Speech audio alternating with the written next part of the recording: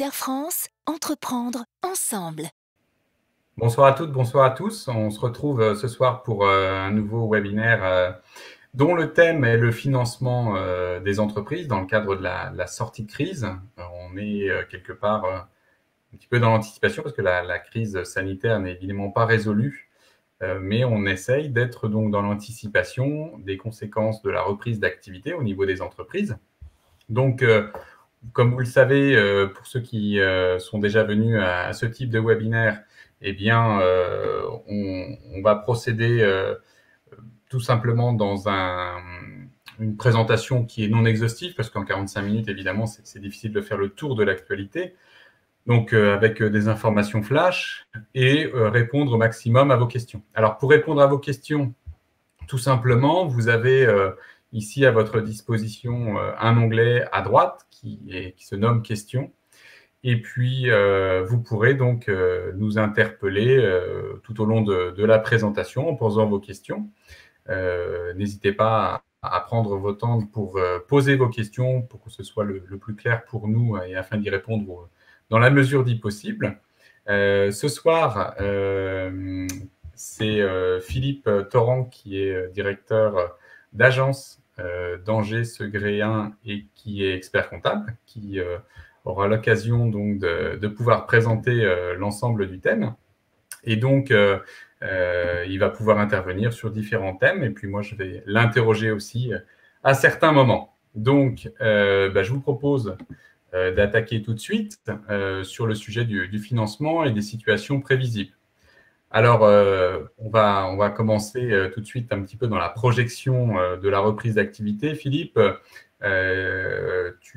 comment tu imagines un petit peu les différents scénarios qui sont à disposition, enfin qui risquent de se produire avec cette reprise d'activité? Alors, bonsoir à toutes et à tous. Écoutez, moi, je suis ravi d'être avec vous ce soir. Merci Michel pour l'introduction. Donc, effectivement, on n'est pas encore en sortie de crise, mais on espère tous que ça va arriver très, très vite. Donc, on a, pour schématiser un peu les choses, décrit plusieurs situations qui nous seront apparues importantes et qu'on en a pu et que l'on peut encore connaître avec nos clients. Donc, on a une première catégorie de clients pour lesquels vous êtes sûrement concernés. Donc, c'est l'activité qui a été maintenue, car elle était pas ou peu impactée par la crise du Covid. C'est-à-dire que l'organisation du travail de ces activités c'est juste l'organisation qui a changé. Donc, ici, on est dans le secteur du BTP, dans l'artisanat, qui, à l'issue du premier confinement, a repris, pendant même le premier confinement, a repris dès le 20 avril leur activité. On a aussi tout le secteur du médical, les pharmacies. On a également dans le secteur agricole l'arboriculture, l'horticulture, le maraîchage, qui a pu continuer et qui a été très sollicité, on y reviendra après. On a également des activités en plein air comme les centres équestres, qui ont continué. Et puis évidemment, tous les secteurs de services, l'informatique, et voilà, votre AGC Serre France Maine-et-Loire, qui a également continué avec la mise en place du télétravail. Voilà. Donc voilà pour j'ai envie de dire, les secteurs qui sont pas ou peu impactés par cette crise sanitaire. Ensuite, on a des entreprises qui ont été et des clients qui ont été plus lourdement impactés suite à des arrêts d'activité ou directement liés à leur activité qui a été totalement stoppée. Donc, on est dans l'événementiel, on est dans tout le secteur qu'on appelle CHR, café, hôtel, restaurant, et puis d'autres commerces ou d'autres secteurs qui font l'objet d'une fermeture administrative. Donc, pour eux, en sortie de crise, voilà, on va passer du zéro ou faible à des activités en dents de scie, en pic, 50, 100%. Voilà, c'est ce qu'on va essayer de balayer un petit peu ce soir en termes d'anticipation. Troisième catégorie ou secteur, ceux qui vont connaître en sortie de crise une réduction d'activité. Et pourquoi? Tout simplement parce qu'ils ont été extrêmement sollicités pendant cette crise sanitaire, On parle évidemment de tous les fournisseurs de l'agroalimentaire, tout le secteur des GMS, hein, grandes et moyennes surfaces, tout le secteur du bricolage. Hein, voilà. Après, il n'y a pas uniquement les GMS, on a aussi vous, clients, qui ont des supérettes. Il y a également la restauration rapide, hein, qui a été anormalement, même si c'est un secteur porteur assez très sollicité. Hein. Par exemple, toutes les pizzas à emporter ont connu un boom extrêmement important. Et donc, ces entreprises anticipent, hein, avec nos clients, on anticipe quand même une baisse de l'activité, aussi étonnant que ça puisse paraître. Autre catégorie d'entreprises, hein, ou de secteurs, hein, qui ont connu un accroissement d'activité, encore une fois en dents de scie, avec des pics, hein, et qui, en sortie de crise, voilà, connaîtront un niveau, retrouveront normalement leur niveau historique. Hein. On est dans le secteur, par exemple, de la coiffure, dans le commerce, une fois évidemment que la phase de couvre-feu 18h sera terminée. On a également le secteur des agences immobilières qui avaient en pré-crise sanitaire un niveau d'activité élevé et qui vont reconnaître à nouveau un secteur, une intensité assez forte. Et enfin, les secteurs voilà, pour lesquels il y a un abandon d'activité, hein, au regard de l'évolution comportementale des clients. On est sur, ici, les activités sportives. On a également la formation continue, donc pour lesquelles l'activité va devoir reprendre. On est aussi sur les activités autour du tourisme, des gîtes, l'hôtellerie de plein air, hein, qu'on appelle aussi les campings. Voilà, avec, ça fait quand même 2 pré-saisons, la pré-saison précédente et puis celle qui se dessine, est très impactée en matière d'activité. Voilà. Donc, ici, pêle-mêle, on vous a mis les secteurs et puis un certain nombre de nos clients qui sont impactés, hein, mais voilà, il y a 3 tendances générales qui se déterminent, hein, soit une baisse en sortie de crise, une hausse très forte, ou une activité à l'étal. Alors, effectivement, hein, tu as précisé un certain nombre de secteurs d'activité qui sont plus ou moins dans tel ou tel type de scénario. Et encore, des fois, selon les secteurs d'activité, les zones géographiques et éventuellement l'organisation de l'entreprise, on peut avoir des impacts qui peuvent être très différents. Et ce qui nous intéressait, eh bien, c'est de mesurer ensuite les conséquences de la reprise d'activité et qu'on puisse décrire des grandes tendances. Alors, quelles sont-elles ces conséquences et quel élément de réflexion tu peux proposer? Eh bien, par rapport à ces 3 principaux, hein, scénarios, hein, en matière sur les conséquences. Donc, qu'est-ce que les entreprises seraient à même d'avoir à vivre? Eh bien, on est sur un réamorçage de l'activité, parfois sans recette. Ici, voilà, on a, notamment dans le secteur du tourisme dont je viens de vous parler, on a des acomptes sur les locations de salles, on a eu des acomptes sur des acomptes qui ont été versés par les clients à des agences de voyage. Voilà, donc cette situation va amener ces entreprises à avoir à engager des frais sans forcément de recettes ni de produits. Après, en termes de conséquences, on a également des charges complémentaires qui vont être nécessaires, des charges ou des dépenses qui vont être nécessaires pour relancer l'activité, donc à travers la promotion, la communication. Donc ici, on a différentes conséquences qui peuvent être amenées aux différents secteurs d'activité. Par exemple, en matière de concurrence, il va falloir de nouveau se faire connaître. On dit que le secteur du CHR, des bars, des restaurants, l'hôtellerie, la restauration, va avoir un regain d'activité, mais de nouvelles habitudes de consommation, de nouvelles concurrences va s'établir. Et donc, va falloir capter de nouveaux clients.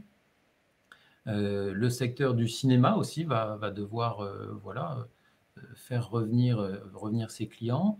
Et puis d'une manière plutôt plus générale, en matière de promotion, il va falloir aussi contrer les plateformes de e-commerce, puisqu'on a ici une habitude de consommation qui a été prise pendant ces différentes périodes. On a également à faire face en termes de conséquences à une dégradation du besoin de trésorerie court terme, qu'on appelle aussi besoin en fonds de roulement.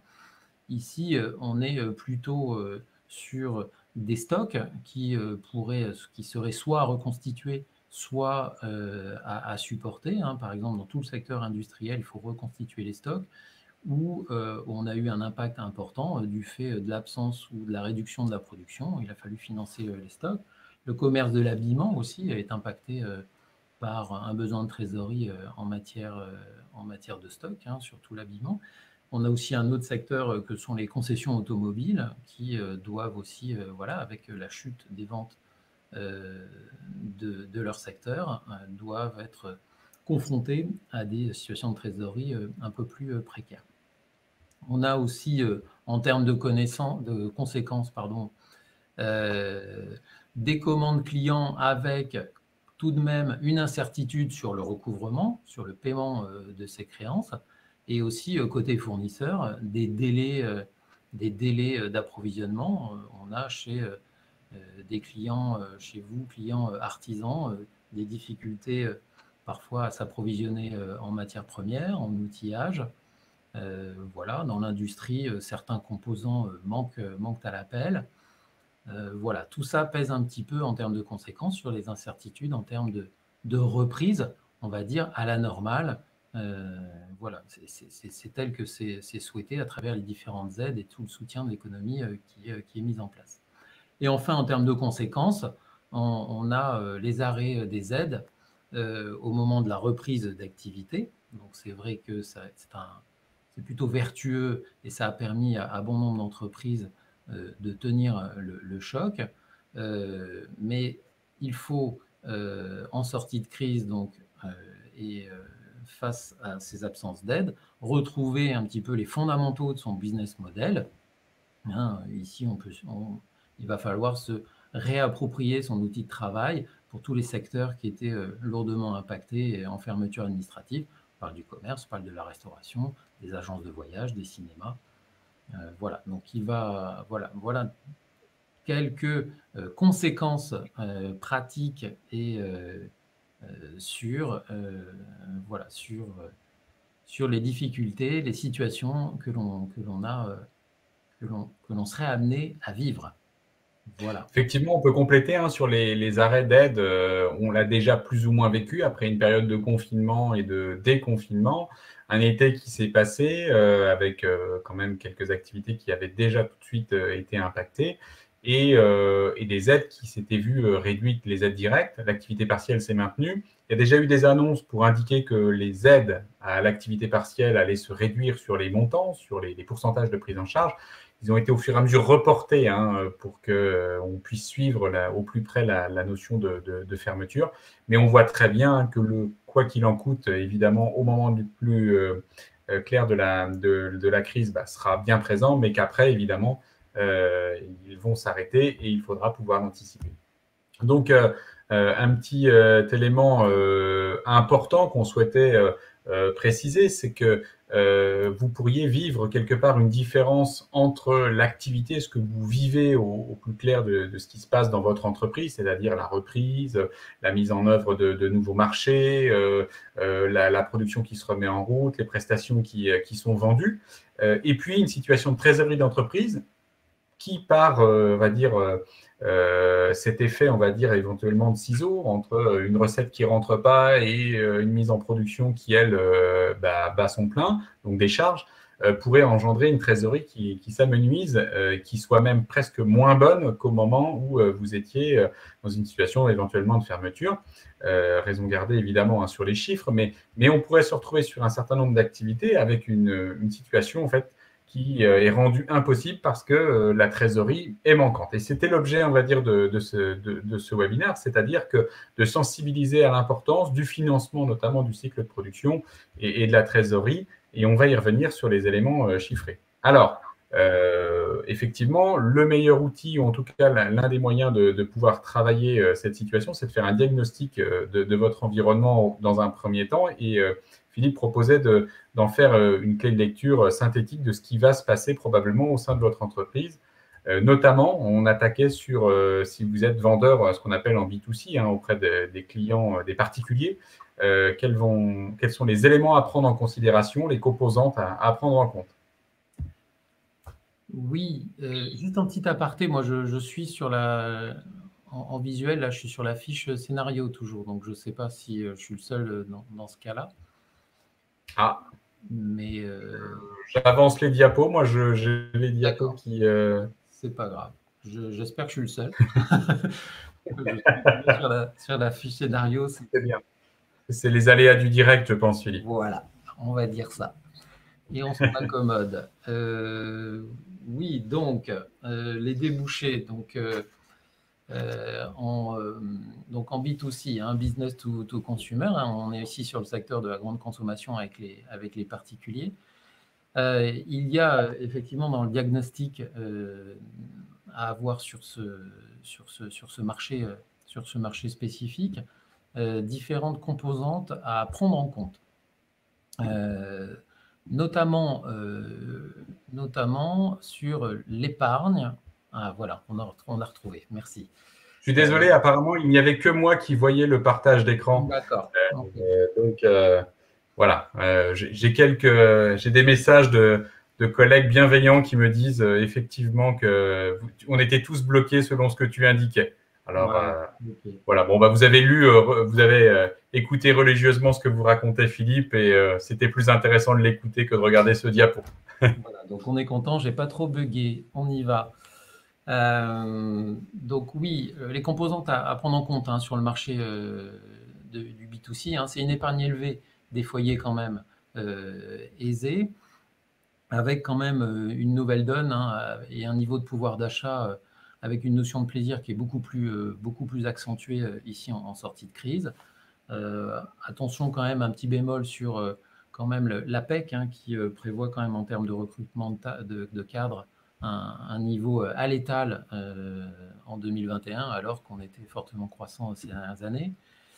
Des habitudes de consommation, on en a parlé tout à l'heure sur l'e-commerce. Il faut quand même savoir que la place de l'e-commerce, on a quand même statistiquement 85% des internautes français qui achètent sur Internet, et sur ce pourcentage, en moyenne, il y a 33 achats par an.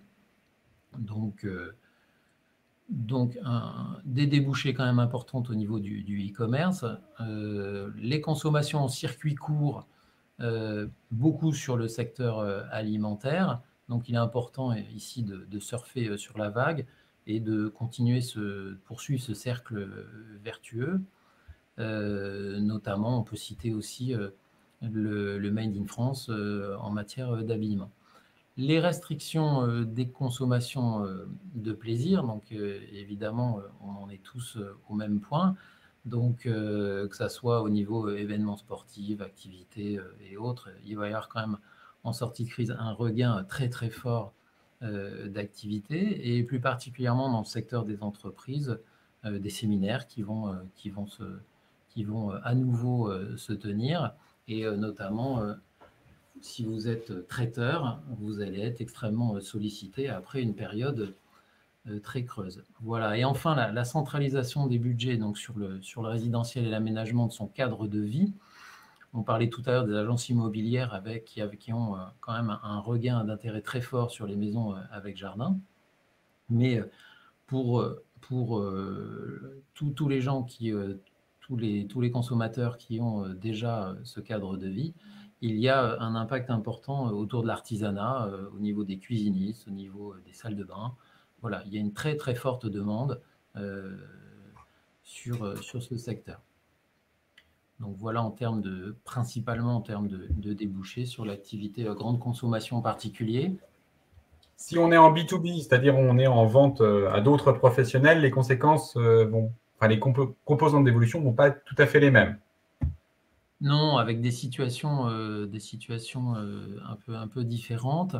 La situation financière de vos clients, hein, que ce soit dans l'industrie ou autre secteur, la cotation, hein, avec une année avec des ratios et une année plutôt dégradée, hein, des cotations à travers les renseignements commerciaux, l'assurance crédit qu'il va falloir surveiller, le ralentissement de la fréquence des contacts, hein, à travers donc l'activité partielle, la disponibilité, les contacts commerciaux, notamment dans l'industrie ou dans le négoce, hein, pour relancer les commandes, développer, refaire connaître ses produits. Il y a un vrai débouché à avoir à ce stade-là.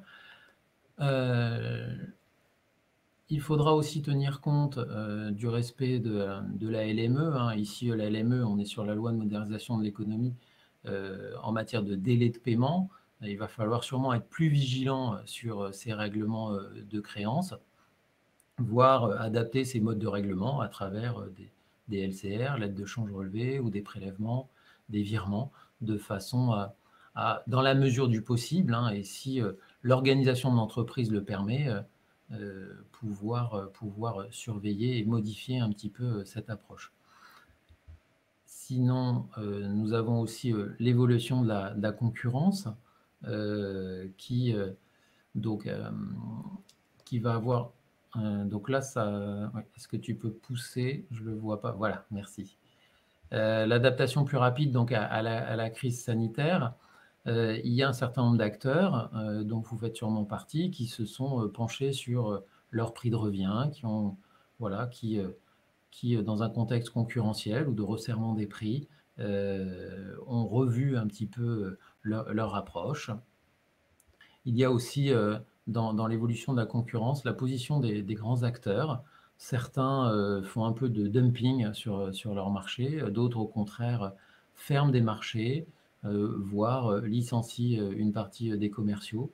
Et j'ai envie de dire, pour nos clients qui sont de taille moyenne, on peut dire le small is beautiful, puisque la proximité, la réactivité, l'adaptation, le conseil, l'accompagnement, que ce soit sur le secteur du négoce ou le secteur de l'industrie, font qu'il y aura des opportunités de rebond. Et enfin, sur les différentes composantes d'évolution, la surveillance des conditions tarifaires, hein, donc la modification du comportement des fournisseurs, avec la gestion des risques de pénurie dont j'ai parlé en début de diapo. Voilà, contre, je ne vois pas arriver. Voilà, ça y est. J'arrive, Philippe. Il y a un petit temps, c'est entre Cognac Jet et Angers. Les fournisseurs, qu'en est-il? Les points de préoccupation qu'on doit avoir sur les fournisseurs, quels sont-ils de manière synthétique? Oui, alors de manière synthétique, hein, et puis pour y aller crescendo, j'en ai parlé, risque de pénurie et aussi délai d'approvisionnement. Hein. Aujourd'hui, certains secteurs voient leur délai de livraison doublé, hein, que ce soit à travers l'import ou à travers les fournitures nationales. Les modes de livraison vont être sûrement revus.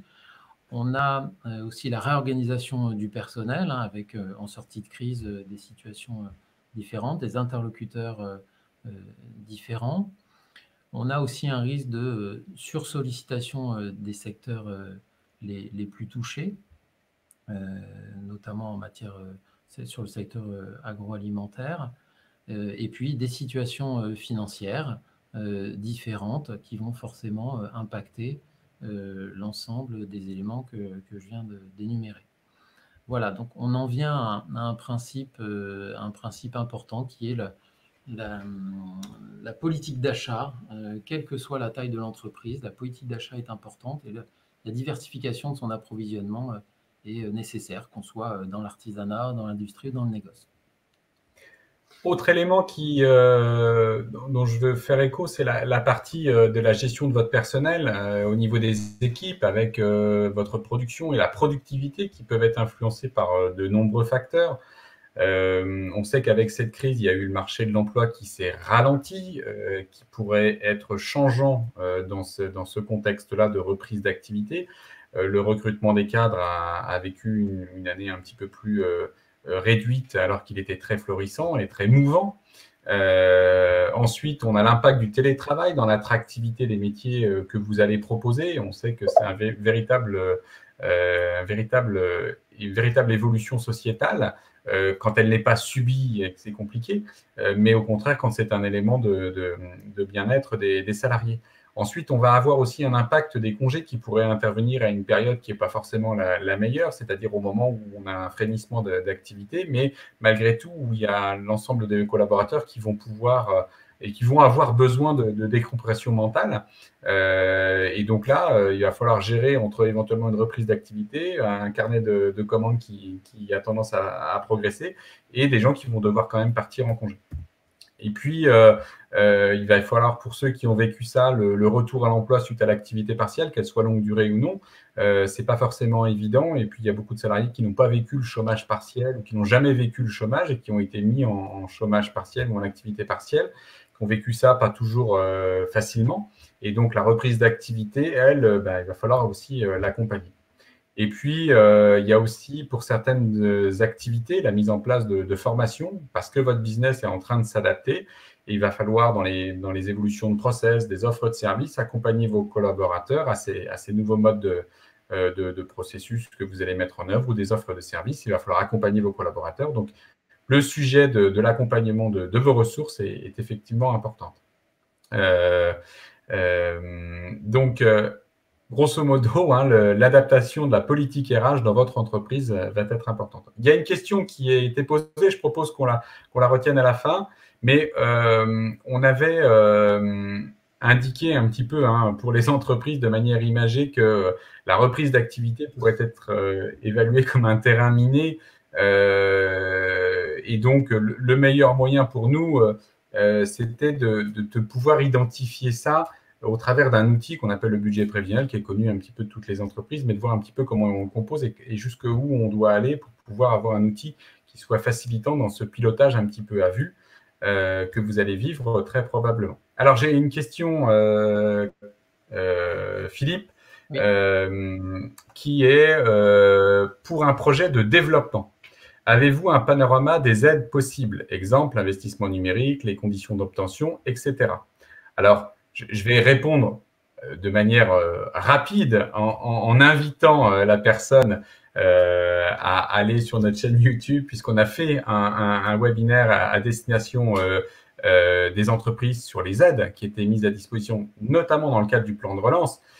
Mais peut-être qu'on peut d'ores et déjà répondre un tout petit peu sur ce sujet de manière là aussi synthétique pour pas qu'on consacre le thème de ce thème-là qui était important. Mais si on est sur les investissements dans le numérique, les conditions d'obtention, moi je pense à deux dispositifs, Philippe. On a le prêt participatif qui se divise à deux niveaux, au niveau national et au niveau régional.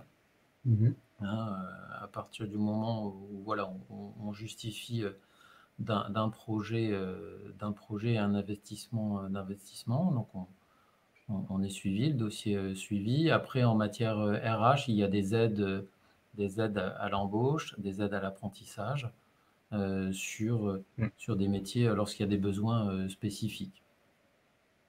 Ensuite, je pourrais ajouter que si on parle de l'investissement numérique, il y a un dispositif qui a été largement mis en avant par l'État, dont j'ai perdu le nom exact, mais c'est le chèque de 500 € à la digitalisation, la mise en place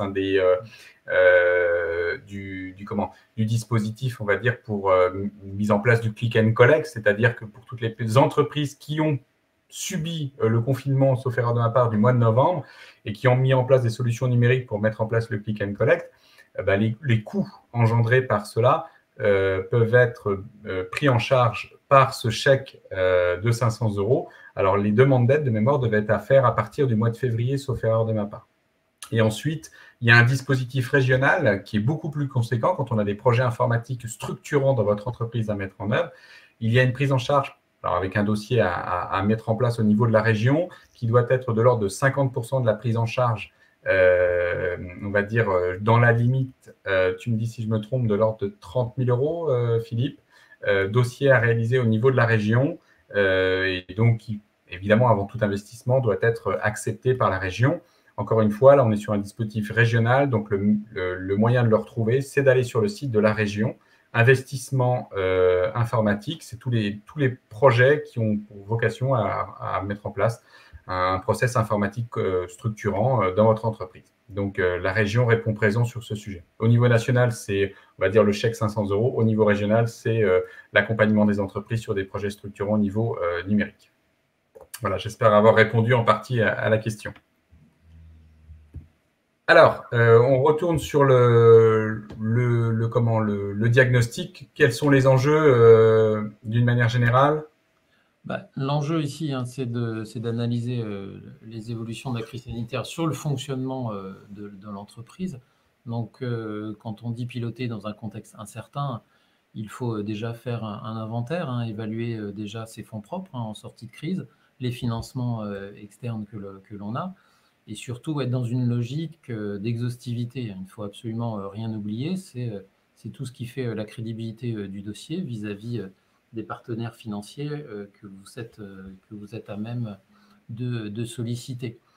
Et donc, quand on parle d'exhaustivité, eh bien, il ne faut effectivement rien oublier et donc bien insérer toutes les conséquences des différents reports de charges que l'on a pu avoir, intégrer les aides et leurs arrêts, puisque je rappelle par exemple que le Fonds de solidarité est une aide certes demandée à titre individuel, mais versée à l'entreprise.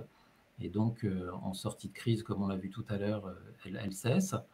Il y a aussi, à ne pas négliger, encore une fois, c'est tous les aspects cotation, renseignements commerciaux, la cotation Banque de France, à la production de chaque état financier, chaque compte annuel, est importante puisque c'est celle-là, c'est cette cotation qui va notamment conditionner la couverture financière que l'on va avoir vis-à-vis de nos fournisseurs. Et c'est aussi l'encours que l'on va pouvoir autoriser ou être autorisé dans le cadre d'un affacturage, dans le cadre d'effets escomptés pour les créances clients. Alors, on a parlé d'un outil. Oui, pardon, Philippe. Non, je t'en prie. On était sur les moyens de synthétiser la situation. On va parler tout de suite du budget de trésorerie, outil qui est connu, mais de revenir à quoi il sert et surtout comment faire. Oui, c'est les principales hypothèses, les principales composantes d'un budget de trésorerie. Ici, on ne fait pas une revue générale du budget de trésorerie, mais vraiment à travers ce diagnostic chiffré, les éléments incontournables. Donc, on est toujours dans une logique d'hypothèse suivant plusieurs scénarios. J'ai envie de dire toujours, à minima, faire deux niveaux d'hypothèse, une hypothèse basse, une hypothèse haute. Intégrer des composantes chiffrables, par exemple un carnet de commandes, tout ce qui va pouvoir crédibiliser le dossier de budget. Et j'ai envie de dire aussi, toujours dans une logique prudente, quand bien même c'est un principe comptable, mais il faut toujours, même en termes d'objectifs, se donner un objectif prudent qui est par nature dépassable. C'est ça aussi qui aide dans la motivation de tous les jours nos chefs d'entreprise. Et j'ajouterais aussi, voilà, un budget, il n'est pas figé sur une année, il est révisable pendant cette année. Donc, l'intérêt d'un budget prévisionnel, et bien évidemment, il va faire ressortir ce budget de trésorerie, un niveau de trésorerie hein, qui est par définition mensuel. Si on peut trouver des budgets de trésorerie un peu plus compliqués, par exemple par décade, mais l'essentiel ici est de manière synthétique. Ce qu'il faut, c'est faire ressortir les niveaux mensuels de trésorerie qui vont générer et donc des besoins de financement à partir du moment évidemment où on a des points négatifs, et il faudra systématiquement s'interroger sur la manière de couverture de ces besoins de financement, et c'est ça qui fera l'objet de discussions auprès d'un établissement financier ou d'un organisme financeur. Évidemment, la logique d'anticipation est ici très importante, et le respect du timing, voilà, puisque vous êtes en discussion directe avec vos partenaires financiers, il est évident qu'il faut anticiper les demandes, respecter les délais, de façon à amener de la sérénité tant dans votre entreprise que dans la relation avec votre partenaire financier.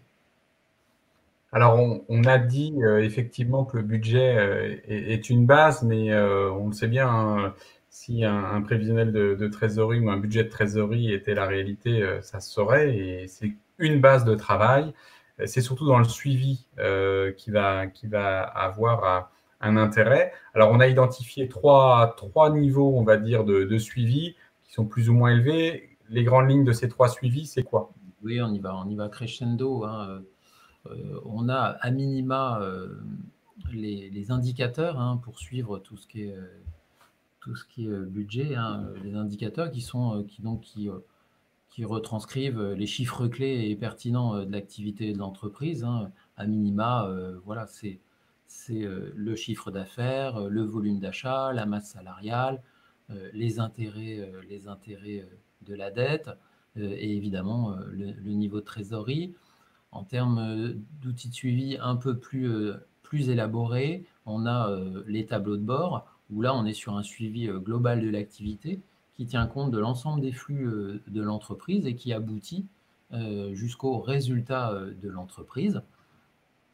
Et enfin, on a la notion de reporting, qui est un tableau de bord dans lequel que l'on compare à un budget qui a été préétabli. Voilà, pour faire simple et concis. Donc, grosso modo, l'indicateur, c'est facile, c'est moins précis, mais ça permet d'avoir un guide. Le tableau de bord, on est déjà sur un niveau de précision plus important, mais avec une exigence de suivi. Et le reporting, c'est effectivement encore un petit peu plus complexe, sauf si on est structuré pour. Et on a un reflet beaucoup plus important de la situation économique de l'entreprise. Donc, évidemment… Oui. Ce qui est important à ce niveau-là, hein, c'est surtout pas de faire un alignement de chiffres. Ce qui est important, c'est de comparer les situations. Les indicateurs, on les compare toujours par rapport à l'année précédente, par rapport à des données ou à des données prévisionnelles budgétaires. Idem pour le tableau de bord. Et le reporting, lui, se compare directement à son budget. C'est la comparaison et la projection, la prospective qui est importante à ce niveau-là dans cet outil de suivi. Très bien. Alors, une fois qu'on a défini les grands axes et qu'on a resitué la situation un peu macro de différentes situations, on se propose, on va dire, de faire une clé de lecture de ce qui va se passer lié à la crise, puisqu'on va sortir d'une situation et on va avoir des conséquences qui peuvent être différentes en fonction des entreprises, et il nous apparaissait nécessaire. Alors, rien de transcendant en rouge, ce qui va impacter négativement un budget de trésorerie et une trésorerie, et en vert, quelque chose qui va pouvoir tout simplement avoir un effet positif. Alors, sur vos charges sociales, salariales et patronales, donc quand vous avez des salariés, évidemment, vous avez pu suspendre les cotisations à certains moments. Et en suspendant ces cotisations, eh bien, vous allez avoir une proposition de plan d'étalement des cotisations sociales qui devrait intervenir, on va dire, prochainement. Il y a des choses de prévues entre février et mai, là, sur le premier confinement. Donc, voilà, c'est l'URSSAF ou la MSA qui va vous faire état de la situation. Ensuite, il y a un effet totalement neutre, c'est que si vous avez été exonéré, eh bien, il n'y a pas d'impact sur votre budget prévisionnel à venir. Et puis, en revanche, ce qui pourrait avoir un effet positif sur votre budget prévisionnel à prendre en considération, ce sont les aides potentiellement auxquels vous pouvez prétendre. Si vous avez été exonéré, vous avez eu aussi une aide au paiement des cotisations sociales à venir, donc les fameux 20% d'évalués qui vont être pris en compte normalement dans le cadre de la DSN. Et puis, l'atténuation du coût à l'embauche quand vous êtes amené à faire des embauches. Alors, vous devrez évaluer évidemment les charges qui sont liées à cette embauche, mais l'intérêt, c'est aussi de prévoir sur les aides, Philippe a parlé tout à l'heure, les moins de 26 ans, les apprentis, les emplois francs. Vous avez des crédits, on va dire, de sommes d'argent qui vont vous être restitués si vous bénéficiez de ces aides. Donc, à prendre en compte dans un budget de trésorerie. Philippe, sur la partie TNS. Oui, donc TNS, on est ici où les aides, on a eu des aides CP, STI pour les travailleurs indépendants, mais en matière de TNS, il y a de manière, on va dire, autoritaire, et plutôt dans le bon sens du terme, il y a eu des décalages qui ont été systématiquement opérés, et donc en fonction des différentes situations des entreprises, il est important d'indiquer ou encore d'agir pour rattraper ou non ce décalage qui a été réalisé sur les prélèvements obligatoires.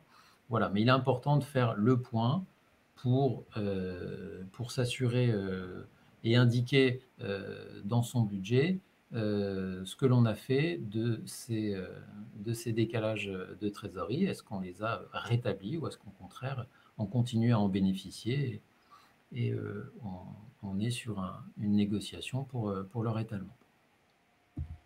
Juste peut-être préciser. En matière de... Oui, pardon, Philippe. Non, juste préciser en matière de cotisation patronale, pour revenir sur les cotisations de l'URSSAF. Là, d'ici le mois de mai, l'URSSAF va envoyer un échéancier pour toutes les cotisations qui ont été reportées entre mars et juin 2020, avec un système de choix. Et voilà, ils vont délibérément proposer un choix que vous ne serez pas obligé d'accepter. Vous pourrez en modifier soit le montant et ou la durée, soit directement refuser et renégocier avec l'URSSAF un décalage. Donc on est plutôt sur des mesures souples, mais il sera important de se positionner, on le verra après comme sur le PGE, il sera important de se positionner de façon à bien mesurer les conséquences financières de ces négociations. Donc on surveille sa boîte aux lettres ou sa messagerie mail, le prochain courrier URSSAF, on y regarde avec attention parce que ça peut effectivement être impactant à ce niveau-là. Ensuite, sur les éléments de fiscalité, on peut avoir des effets là aussi positifs et négatifs sur un plan prévisionnel de trésorerie à venir. Dis-nous-en un petit peu plus. Oui, on a deux niveaux d'impact. On a les mêmes conséquences qu'en matière sociale sur tout ce qui est étalement d'impôts et taxes, quand bien même c'était une démarche volontaire des entreprises pour bénéficier de l'étalement. Et puis, on a également l'impact du plan de relance, et notamment la dernière loi de finances qui, en matière, et on l'a abordé lors de notre webinaire plan de relance. Voilà, on a des réductions en matière de taxes, notamment tout ce qui est l'ancienne taxe professionnelle, la CFE et la CVAE, cotisation foncière des entreprises et cotisation sur la valeur ajoutée des entreprises, ainsi que une réduction de l'impôt sur les sociétés qui, elle, n'est pas liée au plan de relance qui était programmé de longue date, voilà, qui va venir modifier à la baisse l'impact de trésorerie en matière fiscale. Voilà. Un impact qui n'a pas existé. Il y a pu avoir une confusion au démarrage du premier confinement, c'est en matière de TVA. Voilà, la TVA étant par nature liée à une vente et encaissée, elle est effectivement redevable par l'État. Il y a eu des précisions dans ce sens très rapidement dès le début de la crise sanitaire. Par contre, ça fait partie. Je ne vois pas la diapo, Michel. Serions-nous de nouveau vers un problème? On va se faire une petite pause technique. S'il y a des questions pendant ce temps-là, je vous laisse poser vos questions. Je vais arrêter le partage le temps de désactiver. Je vais réactiver ensuite. Ça va, voilà, on va pouvoir nous voir en grand. Et puis surtout, je vais relancer le partage d'écran. Donc, comme ça, est-ce que tu revois les choses, Philippe? Bon, très bonne nouvelle. Donc, Maintenant, je t'écoute, hein, parce qu'il semblerait que quand toi, tu ne vois pas, les personnes ne voient pas non plus. Une exception. Voilà. Et je propose qu'on enchaîne avec les échéances financières. C'est là où on va commencer à rentrer dans le dur, parce qu'il y a à la fois les échéances financières de l'entreprise actuelle, que ce soit les crédits baux, les emprunts, les remboursements de court terme, la situation des lignes de crédit. Puis il y a aussi ce qu'on va devoir faire quand on va se retrouver dans une situation où finalement on va s'apercevoir, on va toucher un plafond. Effectivement, il va falloir financer ce manque de trésorerie. Alors, si on commence par le crédit bail. Oui, le crédit bail et puis les emprunts, hein, ça a suivi le même mouvement, à savoir un report de 6 mois des échéances, donc qui ont conduit à la suspension des règlements des échéances mensuelles ou trimestrielles, avec une conséquence, hein, que ce n'est pas une aide, hein, c'est uniquement un report, et donc un report dans le temps de ces différentes échéances. Si on passe sur les emprunts et les lignes de crédit, voilà. On a, tout comme en matière de crédit bail, 3 cas de figure au niveau des reports d'échéance, hein, qui ne sont pas anodins en termes d'impact sur la trésorerie future des entreprises, à savoir, ça peut être simplement un décalage de trésorerie, et dans ce cas, il en est déjà tenu compte, hein. On est sur un différé, un simple différé de remboursement avec paiement des intérêts sur cette période intercalaire.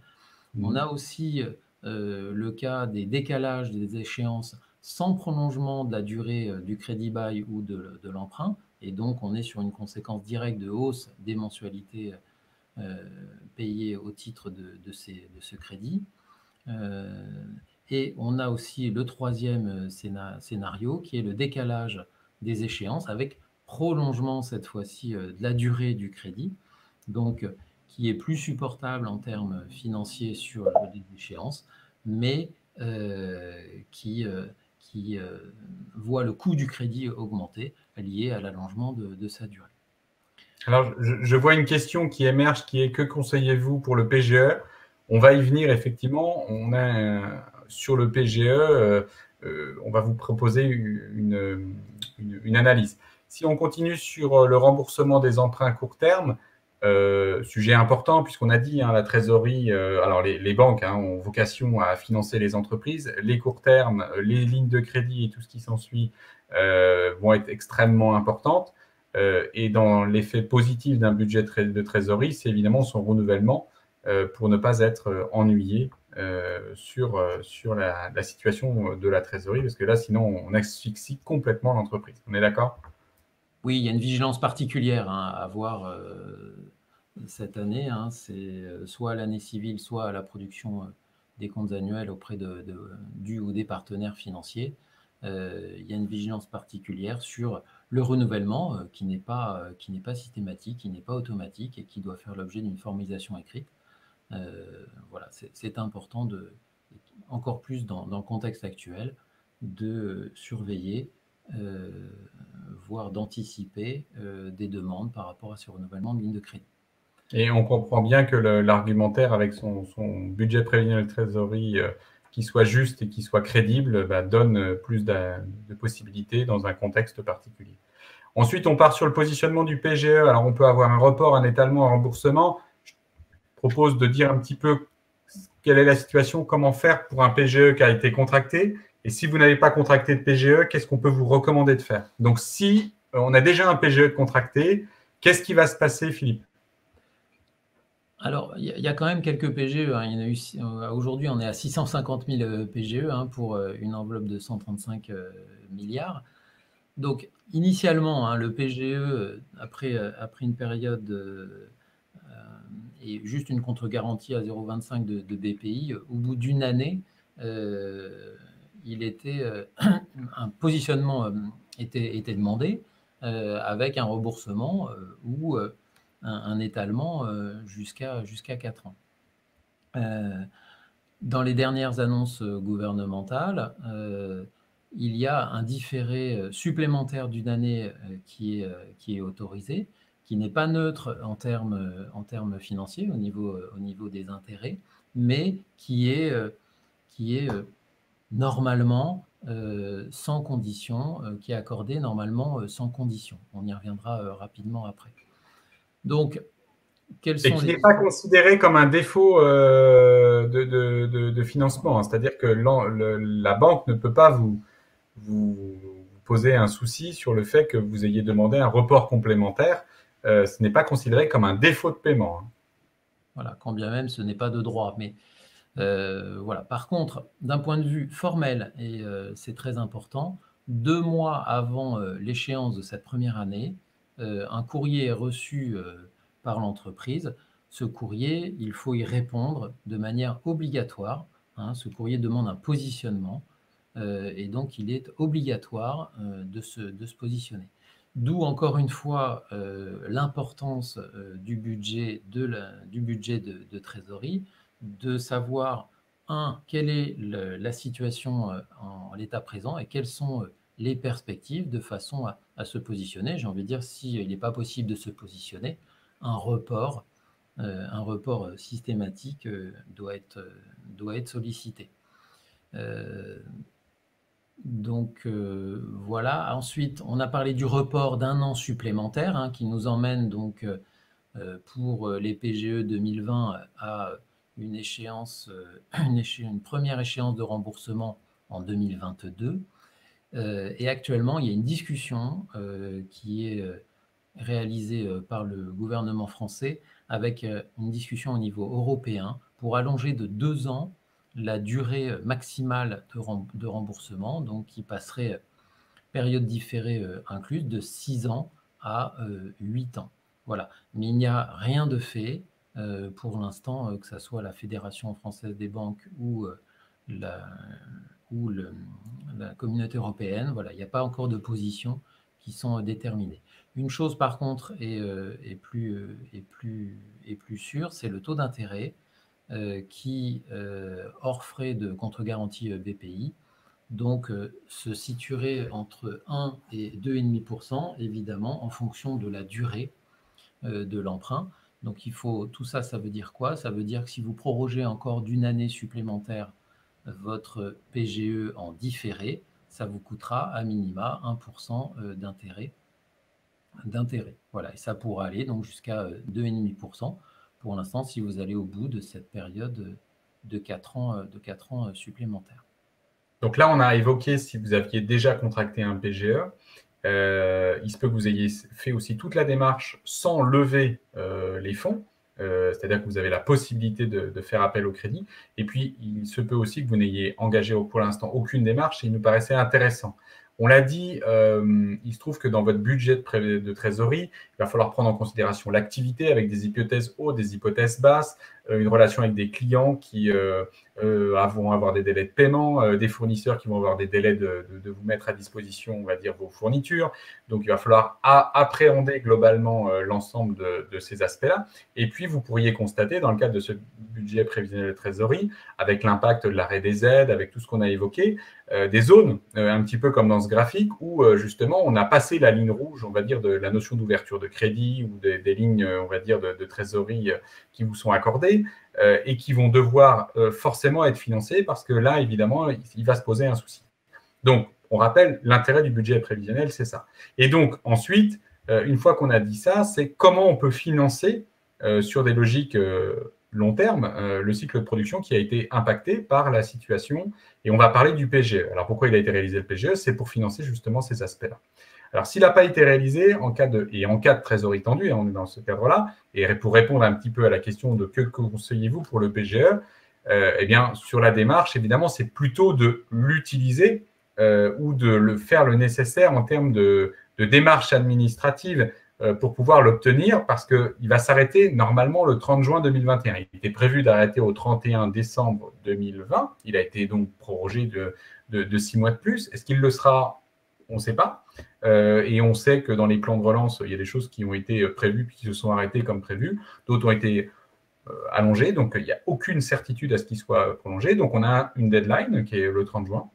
Et évidemment, la recommandation que l'on peut faire, notamment si vous avez un budget de trésorerie qui vous indique des difficultés potentielles ou des risques de difficultés, eh bien d'avoir préparé son dossier paraît utile. Alors, comment on prépare son dossier, Philippe? On passe la diapo aussi. Et... Est-ce que tu la vois apparaître? Non, tu la vois toujours pas apparaître? Non, je la vois pas, non. Ah, il semblerait qu'on ait un petit souci de connexion. Je vais te le remettre, mais je peux le faire en direct à ce moment-là. Je vais... Hop, je suis désolé, ça va être encore un petit intermède. Je suis désolé de cette partie-là ce soir. Hop, voilà. Est-ce que tu vois mieux, Philippe? Voilà, c'est parfait. Voilà, je suis désolé. Voilà, encore une fois, hein, voilà, à partir du moment où de toute façon votre partenaire financier demande une position, il faut pour les PGE existants. Pour ceux qui n'ont pas réalisé, donc effectivement, on a jusqu'au 30 juin. Ce qui est important, c'est toujours de communiquer et de rencontrer sa banque au préalable. En cas de refus, vous avez la possibilité de solliciter le médiateur du crédit. Ça résout 75% des problèmes avec sa banque, hein, le médiateur du crédit. Donc, c'est pas juste 3-4%, c'est 3/4 des situations bloquées peuvent se résoudre avec le médiateur du crédit. Donc, c'est pas neutre. Effectivement. Voilà. Et donc, avec comme objectif, hein, et encore une fois, la période n'est pas terminée, on est le 15 février, hein, donc on a encore jusqu'au 30 juin 2021 pour, encore une fois, se poser, anticiper, gérer la sortie de crise à ce niveau-là. J'ajouterais juste que pour les entreprises qui ont sollicité un PGE, il y a cet été est sorti donc le PGE, ce qu'on appelle le PGE saison, et on a des clients qui, lorsqu'ils ont une activité saisonnière forte, voient leur PGE, leur enveloppe de PGE augmenter. Ça résulte tout simplement d'un calcul où ce PGE saison tient compte non pas du chiffre d'affaires des 3 mois ou des 25% de chiffre d'affaires annuel lissé, mais des 3 meilleurs mois, qu'ils soient consécutifs ou non, pour déterminer l'enveloppe de ce PGE. Donc, il est encore temps, d'une part, de revoir son PGE et d'autre part, d'en solliciter un si vous n'en avez pas encore et que vous êtes impacté de manière significative par cette crise sanitaire. Alors, pourquoi on insiste sur le fait que l'utilisation du PGE est utile? C'est que c'est de l'argent, on va dire, qui est organisé, que la garantie est assurée par quand même la BPI à 90%, que c'est très cadré et que on ne connaît pas le devenir, on va dire, de l'accès au crédit post, on va dire, crise dure et sortie de crise, comment ça va se passer, parce qu'on a quand même un endettement global qui progresse. Donc, le devenir de ça, effectivement, est complexe à imaginer. Donc, tant que ça existe, utilisons-le. On a des autres possibilités, j'en fais lecture, mais elles sont connues. Il n'y a pas que le PGE qui existe, il y a le refinancement global de l'entreprise avec son partenaire financier. On n'est pas obligé de passer par une logique de PGE, mais il y a aussi le refinancement structurel qui peut exister. En fait, on reprend tout son plan de financement sur les emprunts existants parce que on arrive peut-être en fin de remboursement, il nous reste peut-être 2-3 échéances et puis c'est peut-être plus simple de l'étaler sur 5-6 ans pour pouvoir assurer la pérennité de l'entreprise. Il y a aussi une autre situation, c'est que quand on a fait de l'autofinancement sur le début de l'année 2020, eh bien on peut se retrouver à avoir un petit peu tapé dans la trésorerie parce qu'on avait l'habitude de, puis on a subi cette crise, cette baisse. Et puis, on se dit que c'est peut-être dommage d'avoir fait appel à l'autofinancement et certains organismes de crédit peuvent proposer finalement de refinancer a posteriori ces investissements. Donc, ça peut être un moyen tout simplement de faire appel à ce que vous auriez presque dû faire dès le départ pour financer, on va dire, sur une logique long terme. Et puis, on a des systèmes de prêts participatifs ou des avances remboursables. S'il y a un développement d'activité, on l'a évoqué, il y avait la question tout à l'heure, si on est en développement d'activité, ce logique de prêt participatif et d'avance remboursable rentre dans ce cadre-là. Par contre, le dispositif ne sera disponible. Alors, on nous dit pas avant le premier trimestre 2021. Donc, nous, on a mis 1er avril 2021. Ça ne veut pas dire que ce sera ouvert au 1er avril, mais à mon avis, pas avant le 1er avril 2021. Voilà. Je te laisse passer la diapo, Michel. On ne la voit pas. Ah, on a vraiment un petit souci alors à ce moment-là parce qu'effectivement, Moi, je la vois. Bon. Ça doit passer par New York. C'est plus Cognac que j'ai à ce niveau-là. Bon. Voilà. C'est bon. Donc, oui, un point sur la surveillance des conditions bancaires. Oui, dans un contexte où on craint, on anticipe quand même un risque du resserrement de l'accès au crédit, puisque les banques ont été amenées à beaucoup prêter, quand bien même sur le PGE, les prévisions sont plutôt optimistes, à savoir que la Banque de France a indiqué que a priori 65%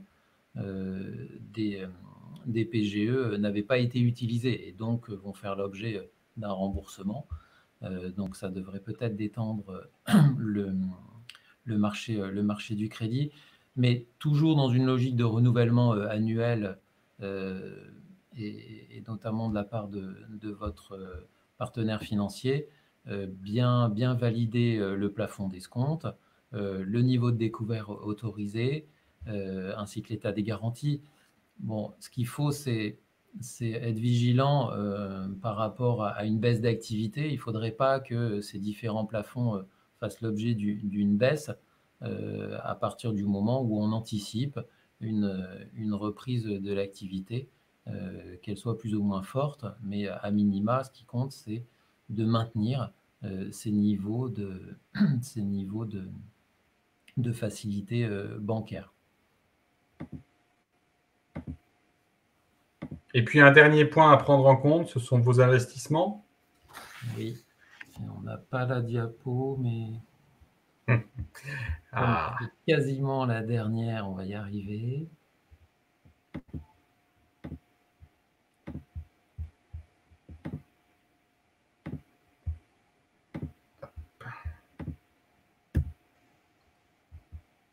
Est-ce que là, c'est bon pour toi, Philippe? Oui, c'est bon. Ouais. Donc, toujours dans une logique d'anticipation, anticiper toujours les investissements à venir, quand bien même ils ne sont pas certains, il faut les anticiper à partir du moment où on entrevoit une reprise d'activité, ce que l'on avait en pré-crise sanitaire anticipé. Voilà, il faut en tenir compte. L'adaptation de l'outil pour saisir les opportunités de marché. On a vu que les habitudes de consommation, qu'on soit en B2C ou en B2B, les marchés sont en train d'évoluer.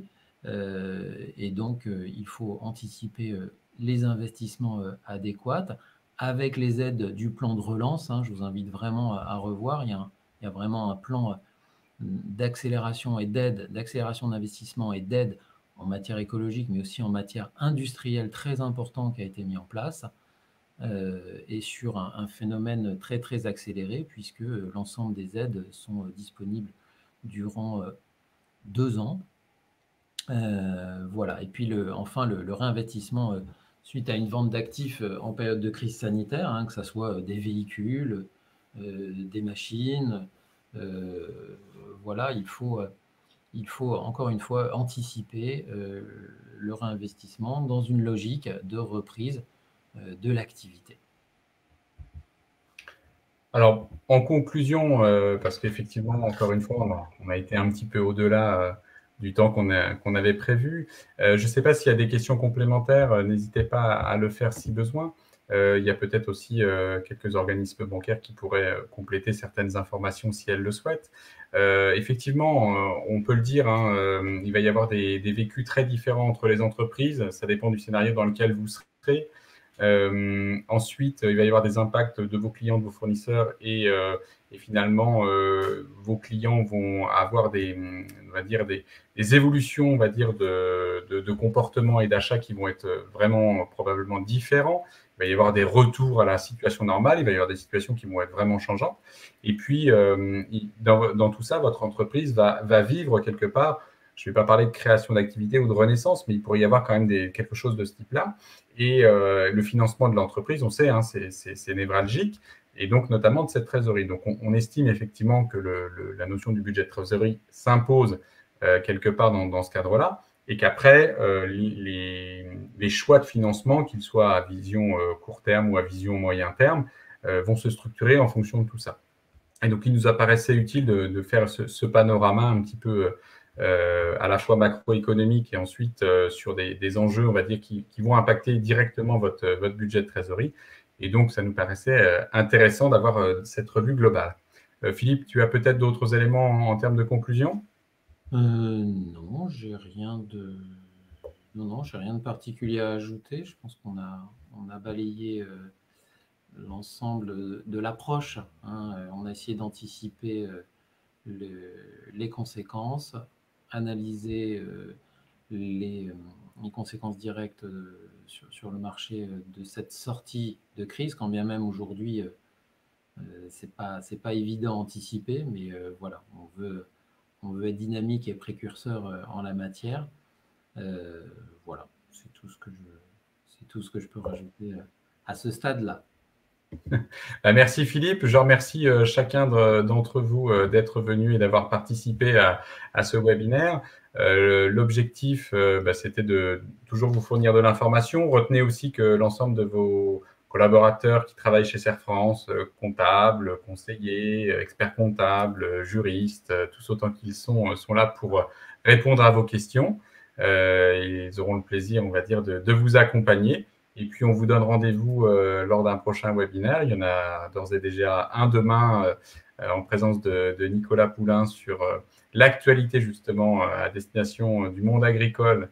Et donc, on aura le plaisir de se retrouver. Il y aura un webinaire à destination des viticulteurs. Il y aura des clés de lecture de l'impact de la situation économique aussi prochainement.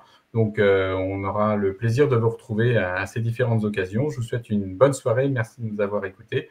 Et je vous dis à bientôt. Au revoir. Merci, au revoir.